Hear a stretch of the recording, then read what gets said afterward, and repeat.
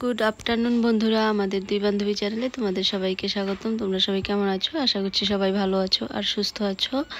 আজ দেখো তোমাদের কাছে নতুন আরেকটি রেসিপি নিয়ে চলে এসেছি। আজ আমি রান্না করব বাটা মাছ। তো বাটা মাছ কিভাবে রান্না করব সেটাই দেখো।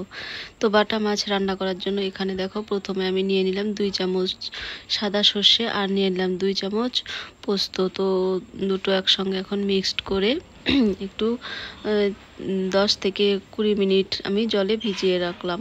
আর এদিকে আমি কড়াই বসিয়ে দিয়েছি। কড়াই বসিয়ে দিয়ে এখানে মাছটাকে আমি লবণ আর হলুদ দিয়ে মেখে নিচ্ছি। তো এদিকে দেখো তেলটা আমার গরম হয়ে গেছে।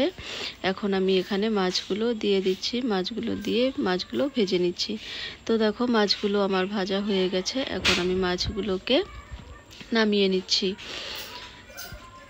তো মাছগুলো নামিয়ে ওই তেলেই আমি এখন ফোড়নে দিয়ে দিব শুকনো লঙ্কা আর কালো জিরে। তো শুকনো লঙ্কা আর কালো জিরেটা একটু ভাজা হয়ে যাওয়ার পর দিয়ে দিলাম আমি পেঁয়াজ এখানে। তো পেঁয়াজটা একটু ভেজে নিয়ে ভাজা হয়ে যাওয়ার পর এখানে আমি ডাঁটা, আলু আর টমেটো একসঙ্গে কেটে রেখেছিলাম, তো ওগুলো দিয়ে দিলাম। এগুলো দিয়ে এখন আমি ওগুলোকে ভেজে নিচ্ছি আর দিয়ে দিলাম একটু লবণ আর হলুদ দিয়ে আমি ভালো করে এই সবজিগুলোকে ভেজে নেব।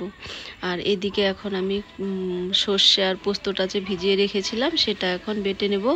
তো সেই জন্য এখানে দেখো সর্ষে পোস্তটা দিয়ে তারপর একটু লবণ আর কাঁচা লঙ্কা দিয়ে আমি সর্ষে পোস্তটা কিন্তু বেটে নিলাম।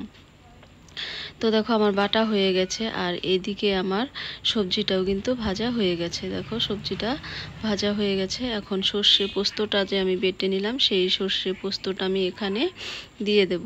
সর্ষে পোস্তটা এখানে দিয়ে আবার সবজির সঙ্গে ভালো করে মিশিয়ে ভেজে নেব। তো বন্ধুরা, আজকের আমার এই রেসিপিটা দেখে তোমাদের যদি ভালো লাগে তাহলে কিন্তু লাইক করো, কমেন্ট করো আর বন্ধুদের সঙ্গে শেয়ার করো।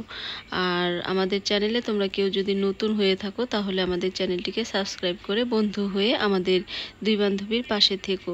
তো দেখো সবজিগুলো মানে পোস্ত বাটাটা দেওয়ার পর এখানে সবজিটাকে ভালো করে মশলাটাকে ভালো করে কষিয়ে নেওয়ার পর এখানে আমি এখন জল দিয়ে দিলাম। জলটা একটু ফুটে উঠলে তারপর আমি এখানে মাছগুলো দিয়ে দেব।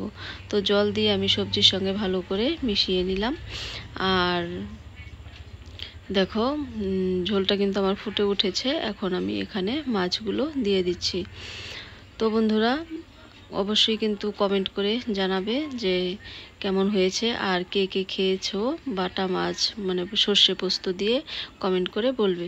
তো দেখো আমার সবজিটা তো হয়েই গেছে। এখন আমি এখানে দিয়ে দিলাম 3টে কাঁচা লঙ্কা আর দিয়ে দিলাম একটু 2 চামচের মতো দিয়ে দিলাম আমি এখানে সর্ষের তেল দিয়ে একটু ঢেকে রাখলাম। তারপর আমি নামিয়ে নেব। তো এই দেখো কিছুক্ষণ 5 মিনিট রাখার পর আমি এখানে মাছগুলোকে নামিয়ে নিলাম। তো দেখো কতটা সুন্দর হয়েছে। তো চলো বন্ধুরা, এই পর্যন্ত ছিল আজকের ভিডিও। সবাই ভালো থেকো, টাটা।